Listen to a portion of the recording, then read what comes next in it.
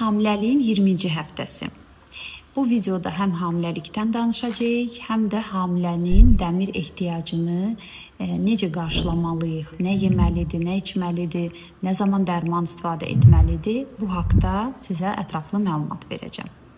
20-ci həftə 5-ci ayın sonudur.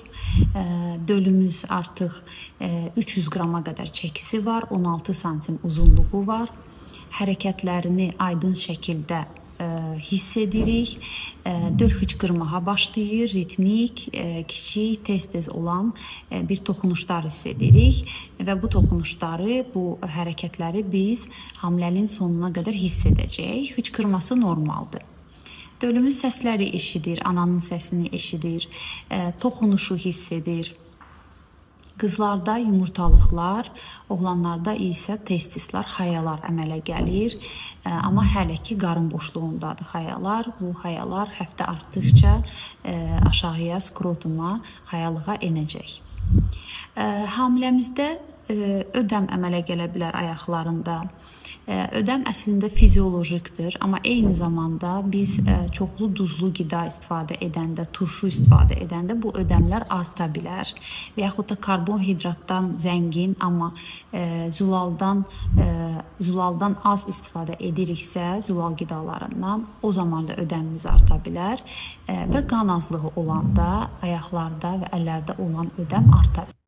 Qan azlığına gəldiyimizdə bilməliyik ki, hamilənin dəmir ehtiyacı hamilə olmayan insana görə 2 qat artıqdır. Yəni bizim ehtiyacımız 18 mg-dırsa günə, hamilənin ehtiyacı 30 mg-dır. Bu o deməkdir ki, dəmir içərən yeməklərin miqdarına diqqət etməlidir. Yəni mütləq o rasionunda onlar olmalıdır. Digər tərəfdən də bunlar yetərli deyilsə, dəmir dəstəyi almalıdır. Başlasaq qidalardan, ən rahat əmilən və mübadiləyə rahat qatılan dəmir heyvansal, yəni ətlərin içindədir. Qırmızı ətdədir. Burada dəmir hem formasındadır. Yəni birbaşa qana keçəndə hemoqlobinlə birləşir. Hemoqlobin onu birbaşa istifadə edə bilir. Amma bitkisəl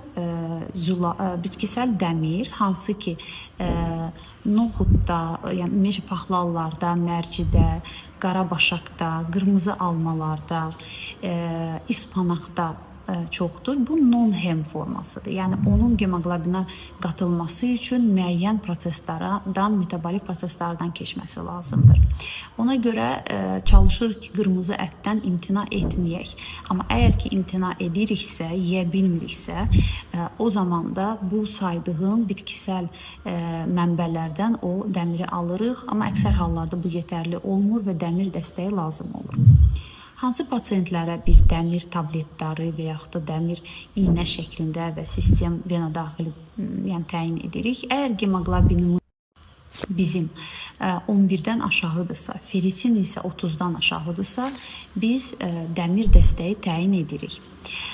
Dəmir istifadəsində nəyə diqqət etməliyik? Dəmir ac qarnına qəbul olunmalıdır. Ya yeməkdən 30 dəqiqə öncə, ya da yeməkdən 2 saat sonra. Qəbul etdiyimizdə əgər vitamin C içərən bir qida da yanında olsa və yaxud da maye yanında olsa daha tez əmilir. Məsələn, suyun içinə bir balaca limon sıxa bilərik və yaxud da apelsin suyu sıxa bilərik. O zaman dəmir daha yaxşı əmilir. Amma süd məhsulları ilə birlikdə qəbul etsək, kalsiy ilə birlikdə qəbul etsək və yaxud da çayla, qəhvə ilə bir yerdə qəbul etsək, onun əmilimi azalır. Onu da bilmək lazımdır ki, bəzən dəmir tam olaraq mədədən sovrulmur və biz onu tablet şəklində o zaman təyin edə bilmirik. Bunu da biz analizlərlə görürük. Yəni bir pasiyentə tablet təyin edirik, bir ay sonraki müayinədə hemoqlobini eyni qalır və yaxud da daha da aşağı düşür. Belə hallarda biz dəmiri əzələ daxili və yaxud da vena daxili təyin edirik. Dəmir preparatların bir özəlliyi daha var, qəbizlik yarada bilər. Əgər dəmir preparatı qəbizlik yaradırsa, biz onu chelated formasını, yəni proteinlə bağlanmış formasını təyin edirik.